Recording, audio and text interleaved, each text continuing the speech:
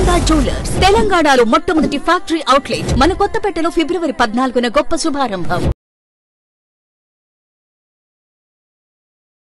నమస్తే, welcome to Suman TV. నేను మీ యామిని. ప్రస్తుతం మనతో ఉన్నారు ప్రముఖ ఆధ్యాత్మికవేత్త, ప్రముఖ జ్యోతిష వాస్తు పండితులు మంతా సూర్యనారాయణ శర్మ గారు ఉన్నారు. వారితో మాట్లాడదాం. నమస్కారం గురుగారు. నమస్కారం అమ్మ, శుభం వ్యాధి. గురుగారు, ఇప్పుడు ఆశ్లేష నక్షత్రంలో జన్మించిన వాళ్ళకంటే ఈ 2024 సంవత్సరంలో అసలు ఏ విధంగా ఉంటుంది తెలియచేయండి. ఆశ్లేష నక్షత్రం అనేసరికి నక్షత్రాధిపతి మళ్ళీ మనకు బుధుడు వస్తాడు. ఈ బుధుడు అన్నవాడంటే వ్యాపార కారకుడు. ఈ ప్రపంచంలో ఆల్మోస్ట్ 190% ఫ్రీలాన్స్గా వ్యాపారం చేసేవారు, ఈవెంట్స్ కండక్ట్ చేసిన వ్యాపారం చేసేవారు, డిజిటల్ మార్కెటింగ్ చేసేవారు, అలాగే రకరకాలుగా ఒకరి కింద పని చేయకుండా తనంతా తన కాలం నిలబడి స్వతంత్ర భావాలతో ముందుకెళ్తూ ఏదో ఒక సంపాదన చేసి తన జీవన విధానం గడిపే వాళ్ళందరికీ అది వ్యాపారం కింద వస్తుంది. సెల్ఫ్ ఎంప్లాయ్మెంట్ అనుకోండి ఏదైనా. దానికి ఆధిపత్యం వహించేవాడు బుధుడు. అది పర్ఫెక్ట్గా అవ్వాలి అంటే బుధుడు యొక్క బలం ఉండాలి. సో ఈ ఆశ్లేష నక్షత్రం మీద ఎవరైతే జన్మించారో నక్షత్రాధిపతి బుధుడు కాబట్టి డెఫినెట్గా ఏంటంటే ఆ బుధుడి అంశానికి సంబంధించిన కొన్ని పనులు చేయడానికి ప్రయత్నం చేస్తారు. ఫర్ ఎగ్జాంపుల్ వాళ్ళు ఉద్యోగమే చేస్తున్నారు అనుకుందాం, కానీ సైడ్ నుండి ఇంకొక ఇన్కమ్ చేయాలని ఒక ఆలోచన, ఒక భావన కలుగుతూనే ఉంటుంది వాడికి ఎప్పుడైనా.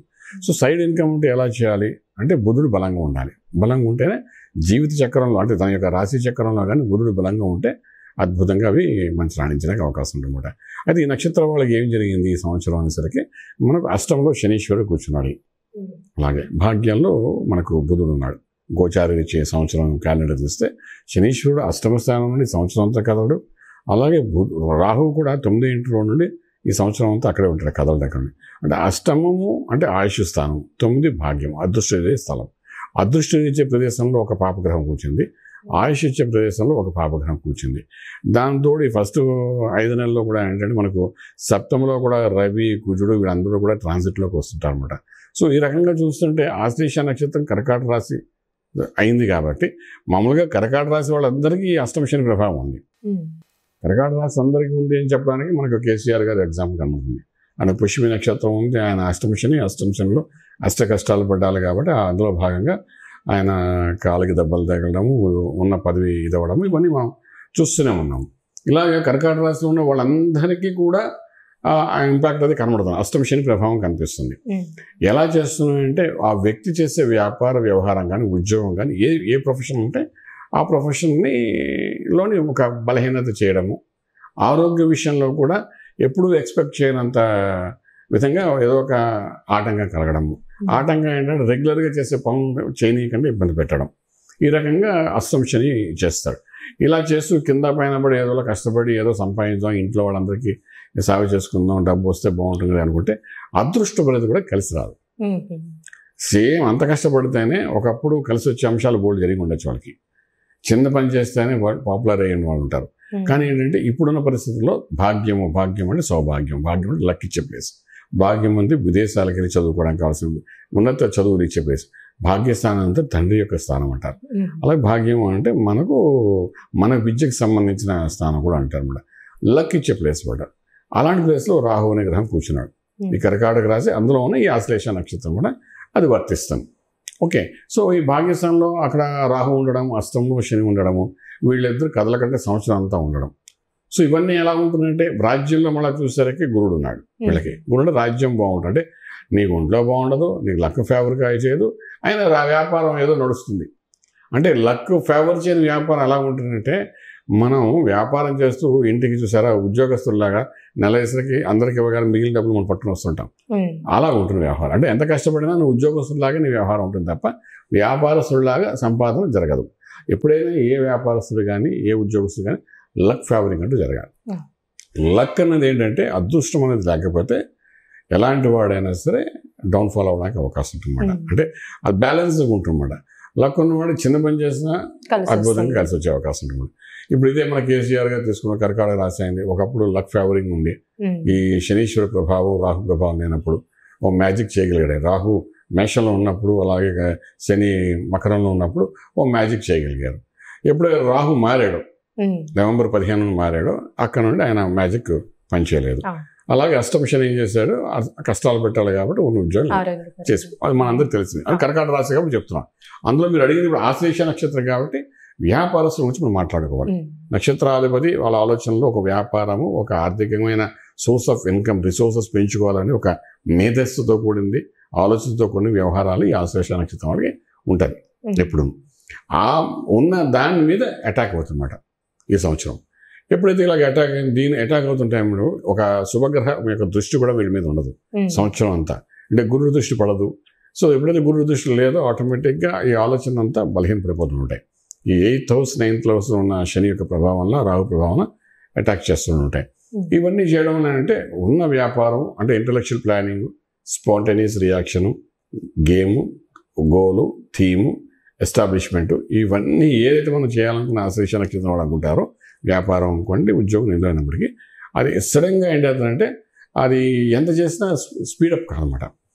ఇది ఒక రకంగా చెప్పాలంటే ఒక చిన్న డిప్రెషన్స్కి సంబంధించిన వ్యవహారం అని చెప్పచ్చు అనమాట. అంటే ఇంత తెలివైన వాడిని ఏంటి కూడా మనం ఏమి చేయలేకపోతున్నాం ఏంట అని ఒక ఆలోచన వస్తుంది. చూస్తారు చాలామంది వాడు చాలా ఇంటెలిజెంట్ రా, ఏ ఇంటర్వ్యూకి వెళ్ళినా సరే ఒక మార్కులో పోతుంది, ఎందుకు అలా పోతుందో మాకు అర్థం కాలేదంటాం. అంటే అక్కడ ఏమిటంటే ఆ ఇంటెలిజెన్సీ, ఆ మేధస్ని ఇచ్చే గ్రహం ఏదైతే ఉందో ఈ ఆశ్లేష నక్షత్రం అధిపతి బుధుడు కాబట్టి వాడు వీక్ అయిపోయినట్టు, వాడు ఏం పని చేయాలన్నా మనకు వర్కౌట్ కాదన్నమాట. అలా జరుగుతుందన్నమాట. సో అంచేత ఆశ్లేష నక్షత్రం వాళ్ళకి ఈ సంవత్సరం మనం ఓ రకంగా చెప్పాలంటే శని ప్లస్ రాహు ఇన్ఫ్లుయెన్స్ వలన స్టాగ్నెంట్ అయ్యే అవకాశం ఉంది గ్రోత్ అనేది. అంటే ఇప్పుడు ఆర్థికంగా కూడా ఏ విధంగా ఉండొచ్చండి వాళ్ళకి?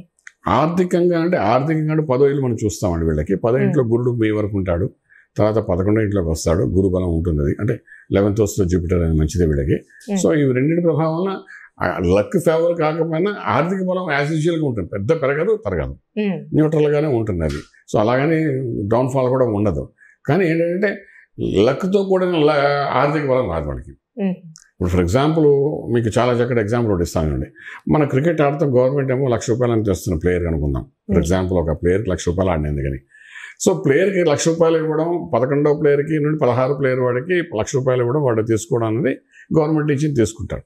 కానీ ఫస్ట్ నుండి 11 ప్లేయర్స్ ఎవరుతున్నారు, వీళ్ళు ఎవరైనా ఒక సెంచరీ కొట్టాడు అనుకోండి, గవర్నమెంట్ ఇచ్చే ₹1,00,000 కాకుండా లక్ ఫేవర్ అవుతున్నాడు. ఫేవర్ అవడం వల్ల ఏంటవుతుంది, అన్ని ఛానల్స్ వాళ్ళు నన్ను సపోర్ట్ చేసి వాడు అందరూ స్పాన్సర్షిప్ ఇస్తారు. షూకి ఒకటికి, బనీన్కి ఒకటికి, టీషర్ట్కి ఒకటికి, కళ్ళద్దాలకు ఒకటికి, గ్లౌజులకి ఒకటి ఇచ్చి ₹1 2 కోట్ల రూపాయలు ఇస్తారు వాళ్ళకి. మ్యాన్ ఆఫ్ ది మ్యాచ్ ఇంకా ఏదో ఎవరింటి లక్తో కూడింది. సో వాడికి గవర్నమెంట్ జీప్ వచ్చినా ఆ లక్ ఫేవర్ అవడం వల్ల ఏంటంటే వాడికి అవన్నీ కలిసి వచ్చాయి. ది బెస్ట్ ప్లేయర్ అన్న పేరు వస్తుంది. మామూలుగా అదే టీంలో ఉండి కూడా 11th and 12th 13th ప్లేయర్గా ఉండడం వల్ల ఏంటంటే ఏదో అందరితో నలుగుతున్నారాయన అన్నట్టుగా అదేదో ఆ ₹1,00,000 వస్తుంది. ఇట్ ఈస్ బెస్ట్ ఎగ్జాంపుల్ అనమాట. సో ఇవి ఆశ్లేష నక్షత్రం వాడికి ఏంటంటే రావాల్సిన ₹1,00,000 వచ్చేస్తుంది ఈ క్రికెట్ ప్లేయర్ లాగా. కానీ అందరితో కూడినట్టు ఏదో లక్ ఎక్స్పెక్ట్ చేస్తాం కదా, అది జరగదు ఈ సంవత్సరం వాడికి. అది చెప్పాలన్నమాట. అలానే ఈ నక్షత్రంలో జన్మించిన వాళ్ళకంటే ఎలాంటి రత్నం ధరిస్తే మంచిది, ఒకవేళ ధరిస్తే ఎలాంటి ఫలితం అనేది ఉంటుంది? రత్నం అన్నది ఒక పాజిటివ్ ఎనర్జీ అమ్మా. నేను ఇప్పుడే కాదు, నేను లాస్ట్ 20 years చెప్తున్న విషయమే. ది బెస్ట్ ఈజ్ రత్నం. ఒక మంత్రం చేసినా, ఒక హోమం చేసినా, ఒక యజ్ఞం చేసినా అది శరీరంలో ఉన్న మనసులో ఉన్న దోషాలను నివృత్తి చేస్తుంది. అలాగే ఒక రత్నం చేస్తానంటే ఒక యోగాన్ని తీసుకొస్తుంది. ఆశ్లేష నక్షత్రానికి అధిపతి బుధుడు ఉన్నాం కాబట్టి ఆ బుధుడికి సంబంధించిన పచ్చ పెట్టుకోమని చెప్తాము. పచ్చ అనేది ఎప్పుడు చిటికి వేలు పెట్టుకోమంటాము. అది చిటికి వేలు పెట్టుకుంటే ఇది బుధుడు ప్రదేశం అంటామన్నమాట. ఇక్కడ నేను పెట్టిన కదండి ఇలాగా చిన్న ముక్క, అలాగే ఒక పచ్చ ముక్క పెట్టుకోమని చెప్తామన్నమాట. ఈ పచ్చ అంటే ఆ అబ్బాయి యొక్క జాతకాన్ని బట్టి, డేట్ ఆఫ్ బర్త్ని బట్టి, ఇప్పుడున్న వయసును బట్టి, వాడికి ఉన్న సమస్యలు బట్టి, దశలు అంతర్దశలు దృష్టిలో పెట్టుకుని ఆశ్లేష నక్షత్రం వాళ్ళకి ఒక బేసిక్ ఒక బుధుడికి సంబంధించి పచ్చ పెట్టుకోవాలని అంటుంటామన్నమాట. ఎప్పుడు పెట్టుకోవాలనుకుంటామంటే ఇలాంటి లక్ ఫేవరింగ్ అవన్నప్పుడు, ఇప్పుడు మనం ఈ సంవత్సరం ఎలాగైతే 8th house 9th house బాగాలేదో, ఎందుకు లేదా ఒక పచ్చ పెట్టుకోరా, పచ్చ పెట్టుకుంటే ఏదైనా లక్ ఫేవర్ అవుతుంది. ఒక యోగంలో వెళ్ళి కూర్చుంటాం, ఎంత హార్డ్ వర్క్ చేసినా పని అవ్వట్లేదు, సరే పెట్టుకోరా అని చెప్తూ దానికి సంబంధించి మంత్రం గురించి చదవమని చెప్తామన్నమాట. సో బుధుడికి సంబంధించిన పచ్చ అది 4 carats 5 carats 6 9 it again depends on the is kundali అన్నమాట. అలానే ఇప్పుడు ఒకవేళ ఒక వారం అంటూ ఉంటుందండి, ఒకవేళ ధరించాలనుకుంటే బుధవారం నాడు ఉదయం పూట మార్నింగ్ 6 to 7 హోరా అంటే బుధహోద సమయం అంటారు, ఆ సమయంలో పెట్టుకుంటే సరిపోతుంది. దానికి మళ్ళీ తిథి వార నక్షత్రాలతో పని లేదు, వారం తిథితో పని లేదు, వారంతో పని అనమాట. బుధవారం నాడు అయితే ఉదయాన్నే 6 to 7 బుధవార సమయం ఉంటుంది. ఉదయం లేవడం, స్నానం చేసుకున్న తర్వాత చక్కగా ఆ టైంలో దాంతో పాలతో అభిషేకం చేసేసి అది పెట్టుకోవడం. దానికి సంబంధించిన మంత్రం ఉంటుంది, అనుష్ఠాన మంత్రాలు ఉంటాయి గ్రహాలకు సంబంధించిన. బుధ గ్రహానికి సంబంధించిన మంత్రం ఏదైతే ఉంటుందో అది ఒక 100 నిమిషాలు చదువుకోవడం, పెట్టుకున్న తర్వాత అలా చేసుకుంటే అది ఎస్టాబ్లిష్ అయిపోతుంది అనమాట.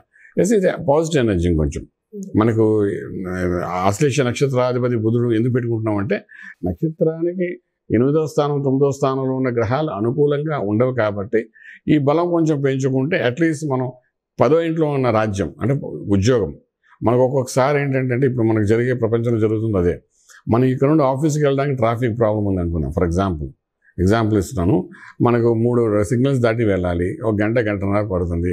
వెళ్తా ఉద్యోగం అక్కడ చేయాలంటే ఈ ట్రాఫిక్లో వెళ్ళిన తర్వాత మానసికంగా మనం మూడ్ ఆఫ్ అయి కూర్చుంటాం. ఇప్పుడు మీరు ఛానల్ వల్ల నాకు దగ్గరికి వచ్చి రావాలన్నా గంటన్నర పడుతుంది, దాంతో మూడ్ ఆఫ్ అయిపోతావు, పోగంట రెస్ట్ ఉంటుంది. ఇప్పుడు ఏమైపోయింది, ఈ యొక్క కోవిడ్ పుణ్యం అని చెప్పి ఆన్లైన్లోనే ఉద్యోగాలు చేసుకోవడం అలవాటు అయిపోయింది. సో డైరెక్ట్ 10,000 ఇంటి దగ్గర కూర్చొని చేస్తున్నాడు వాడు. అంటే మధ్యలో జర్నీ చేయకుండా 10,000 ప్రొఫెషనల్ ప్లేస్ వెళ్ళి ఆ పని అంతా ఇంట్లో కూర్చొని చేసేస్తున్నాడు కంప్యూటర్ మీద కూర్చొని.